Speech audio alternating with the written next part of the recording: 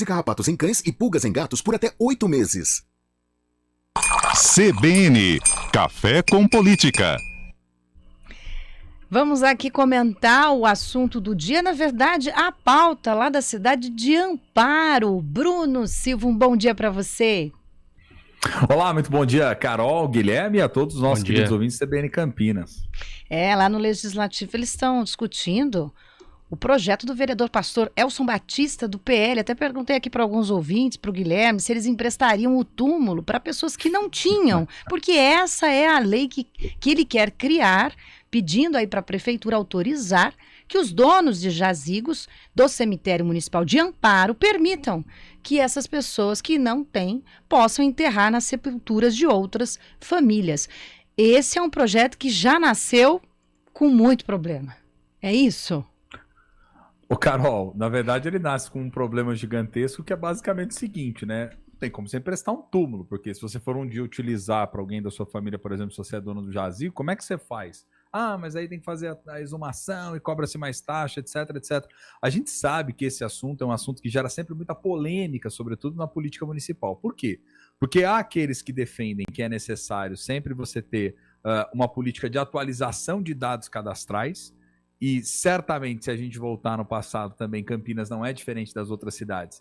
Deve ter muita confusão associada a túmulos, posse de túmulos, quem de fato é o dono, quem não é, né? As empresas que ficam ali em cima cobrando também para que haja toda uma regularização de documentação, e isso pode acabar virando assunto até de justiça.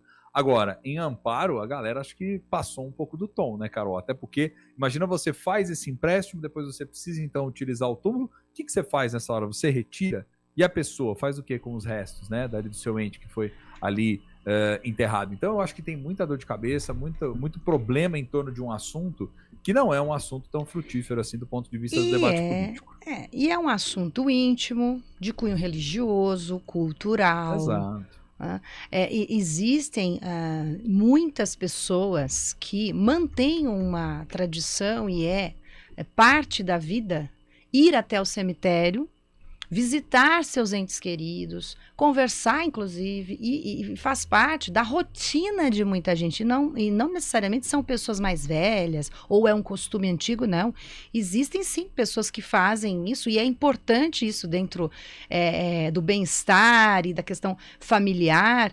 Afinal de contas, é um processo complicadíssimo a perda de um parente. Então, mesmo que seja não empréstimo, mas para doar, fica mais complicado ainda. Então, olha, eu te dou esse espaço, né?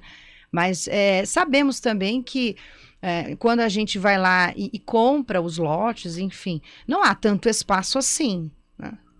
Cabe levar a nossa família. Então, aí eu ia completar dizendo o seguinte, Carol, eu acho que é uma outra dificuldade, esse sim poderia ser alvo de um debate sério, interessante por parte do Poder Legislativo, que é mirando no futuro da cidade e pensando justamente, né, em cada vez menos espaço, vamos dizer assim, dentro dos municípios, até pela própria lógica urbana, né, de expansão da cidade, etc., como pensar modelos de cemitérios e se é possível pensar isso à luz também de um cemitério público, como, por exemplo, alguns países do mundo têm adotado a questão da verticalização. Então, aí a verticalização sim, é você resolveu regular, esse caso, viu? Em muitos países, a verticalização. Tem... Só que também tem projetos particulares, aí a pessoa tem que pagar, né? Até é complicado. Quando o Pelé faleceu, né, até veio à tona essa questão do cemitério vertical. Lá em Santos tem um grande particular, mas é um que, se não me engano, foi o primeiro do país vertical, tem mais de 10 andares. Seria uma solução, talvez, né, para esse problema, porque em várias cidades os cemitérios públicos já estão lotados. Dentro da justificativa, é bom a gente até ponderar do vereador, né, que é o ponto de vista dele, ele escreveu aqui dentro do documento, do projeto, que a preocupação é que muitos não conseguem adquirir, e outros não há tempo, o tempo mínimo para o próximo enterro do mesmo familiar não foi atingido, e aí por isso não tem onde sepultar um ente querido. Mas aí o Bruno também traz essa reflexão que cabe aí uma análise do administrativo do município.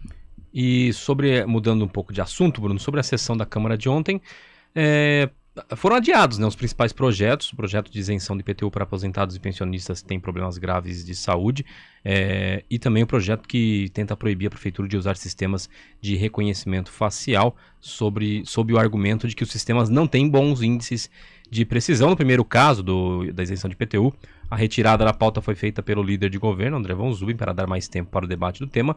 E no segundo caso, a vereadora Guida Calisto, do PT, que é a proponente, precisou se afastar das atividades porque está com Covid-19. Então, ontem a gente só teve basicamente homenagens, entregas de diploma de mérito, honrarias, né? Então, acho que a gente vai ter que pedir a conta desse café mais cedo hoje, né, Bruno? Porque o importante ontem da Câmara não teve, né? Basicamente, uma sessão bem morna, né? Pois é, Guilherme, você tem real. Hoje o café vai um pouco mais cedo, porque afinal de contas os projetos que eram mais polêmicos acabaram sendo adiados aí para ser votados em outro momento. Mas acho que principalmente naquele associado à questão do desconto do IPTU, né, Guilherme? Aquilo que a gente havia pontuado aqui em primeira mão, inclusive no Café com Política, né? As implicações pode ter pensando em outros nichos, em outros segmentos da população que também vão demandar algum tipo de benefício associado ao IPTU. E toda conta, quando o legislativo faz, o faz por vezes mirador, mas a prefeitura tem que fazer uma conta do ponto de vista de quem administra o orçamento, né? E aí a conversa é mais complicada. Perfeito, mas podem ficar tranquilos que eu já coloquei na pauta aqui e a gente não vai deixar de acompanhar o resultado desses 2 projetos aí. Bruno, brigadão, até amanhã no nosso próximo café. Valeu vocês, gente. Abraço, Guilherme, Carol. Abraço. Até amanhã e a todos os ouvintes. CBN